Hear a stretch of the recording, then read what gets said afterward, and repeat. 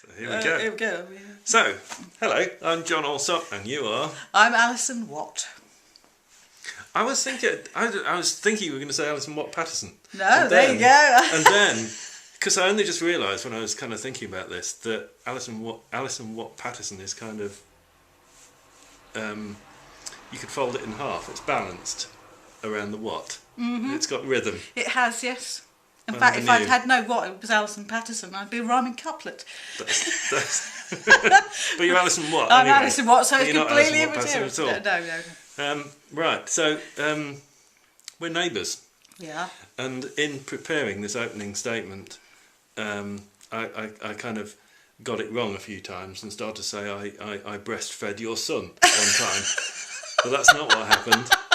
Me and my partner once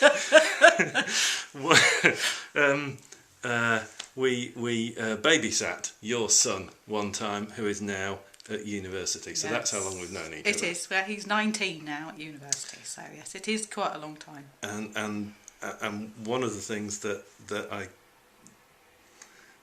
don't know whether the phrase is I'm proud of, but I kind of saw you get the time to go on training courses, and there was that phase when you went off on a load of training courses, and then as a result of that you got to write for EastEnders, and you wrote a few episodes of EastEnders, and now you've got your own theatre company.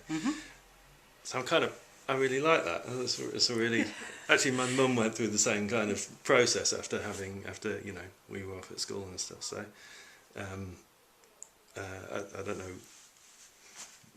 I don't know what that leads to, but I kind of wanted to say that. No, well, that it's nice because the thing is, you're kind of starting off on a journey. I mean, when the babies were small, I mean, certainly when Liam went off to school, that was around about the time that Imogen was born, and she wasn't very old when I actually started doing the EastEnders stuff, and that was amazing to actually be able to do all those things at the same time. So she was tiny, and I was also trying to get my head around how to write soap scripts. And yes, I mean, in the training, I went through Soho Theatre Company. I did the training with them, right. A couple of workshops with them. So that's kind of started me off on track, really. So bizarrely, I sort of did more television before I went into theatre. But then theatre, because I'd acted for such a long time, theatre was always my love, and also it was about original work. So inevitably I was going to go back into, rather than continue to try and do original work through television, I wanted to go back to theatre. So that's kind of where the origins of setting up the theatre company come from, because it gives me the opportunity to have my own theatre laboratory, really. And to work with other people on ideas. And could you not get a proper job in theatre? A proper job? You just thought, to hell with it, I'll do it myself. A proper job in theatre. Are there any proper jobs in theatre? I've no idea. I don't know if there are. I think I did have proper jobs in theatre. I suppose if you look at it as a proper job. I mean, I had a commission from Hull Truck Theatre Company, and I had a show called Life's a Beach, which toured nationally with them. And I've been commissioned by the Stephen Joseph Theatre. I did a lunchtime show with them. But one of the things that, whilst it's great having a proper job as a writer in theatre, if you're working for another company, then obviously there are elements where you have to conform to, I suppose, in a way, the expectations of that company. So the show that I wrote for Hull Truck, which was a three-handers, 3 women multi-role play, it was very much in the style of the sort of work they do, and I really, really enjoyed doing that. But I enjoyed seeing it. We went and saw it, and it was very good. But it's one of those things where you think sometimes you need a completely blank sheet of paper to start to kind of to develop ideas completely. So that. So what does that allow you to do? What's the kind of, what is it you're trying to achieve? Well, I always We haven't mentioned the name of Beach Hut Theatre Beach Hut Theatre Company. This is the name of the company. The thing, for me, the project always starts with the idea and the writing. Because obviously, although I'm a director, I'm a writer-director. So the writing is the idea for the play or the project or whatever is the thing that comes first. And sometimes that can come from an idea of something I've read or researched. or it could come from a theatrical image that I might have in my head, and then work backwards from that and think, how can I create something around that? So, for example, with the show that we did for Coastival last year, Love When It's Brass, the idea that came first was that I'd like to do a play that goes over 3 different locations in the course of one story. Right. So we started out indoors.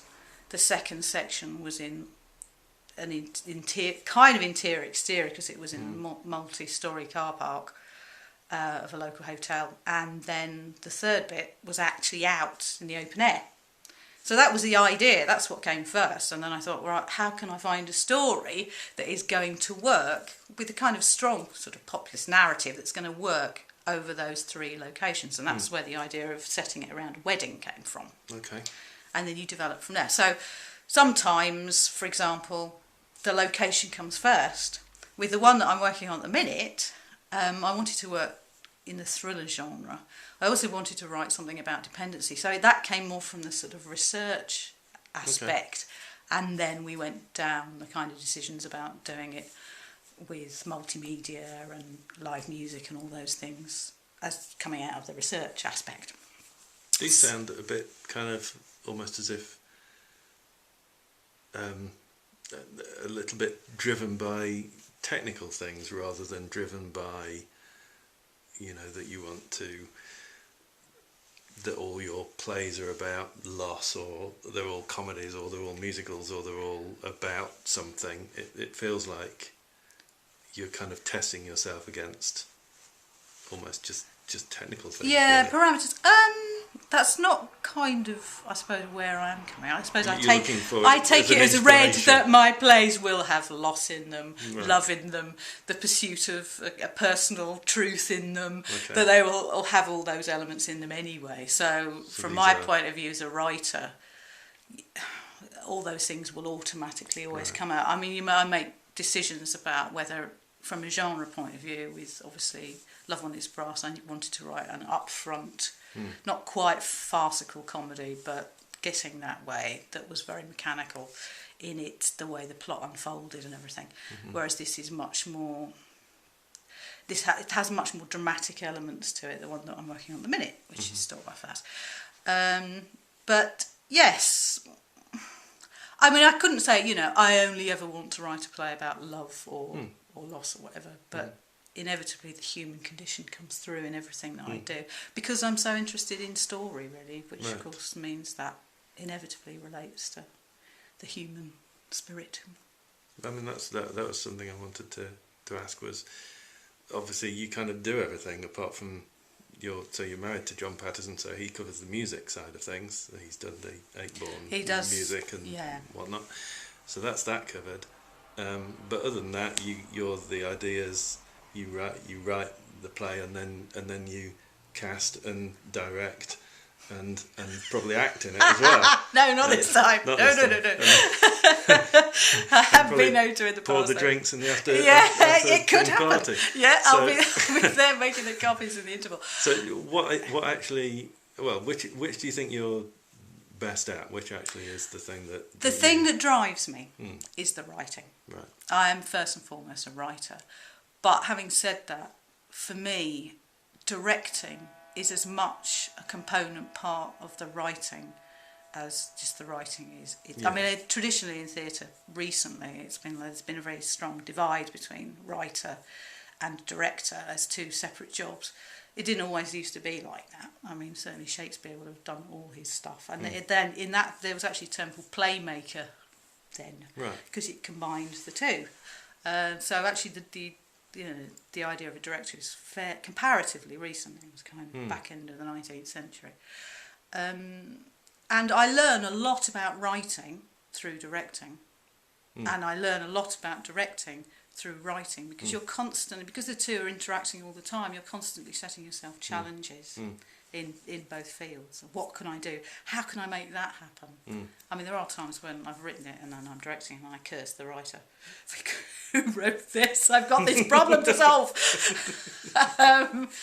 But, that's part of the fun of it, really. Sure. And also, it's not all me. I'd like to say, John, yes, he does the music, but he does the bulk of the technical stuff. Right. On the latest show, we have Paul Nash, who's come in. For me, I've just written 5 monologues in as part of the run of the play. He's taken those 5 monologues away and created 5 completely separate worlds through film. All right. We've got people that design the costumes, we've got people that, you know, help with the set probably. So it's much more of a, it sounds like I'm a one-woman band, but I'm not. It's very much a collaborative process. And for me, that is really important, because I would hate it if all I had was my own imagination to play with. Because actually it's playing off each other's imagination that makes it so exciting, including the performances of the actors. Is Paul Nash the Dance Society guy? It is, yes, the self-same. Excellent. Okay, so you're doing something at Coastable. Yes. And that's, what's that and when is it? That's this Saturday, which is Saturday the 11th. Saturday the 11th of February. We're on in the concert room at Scarborough Library on Vernon Road. Right. And that's at 1 o'clock. Okay. So you can get tickets on the door for that from 12:30. And then the following week, we're in the same venue. We're on the Wednesday, Thursday, Friday, Saturday night at 7:30. So that's the 15th through to the 18th of February. Right. And how much a ticket? Tickets are full price £9 and concessions are £7. Cool. Excellent. And it's all the usual concessions. Right. Fabulous. Yeah. Okie dokie. Well, good luck with that. Thank you very much. And we'll obviously come along and see. Yay! Good. And I might make you coffee in the interval, you never my know. goodness.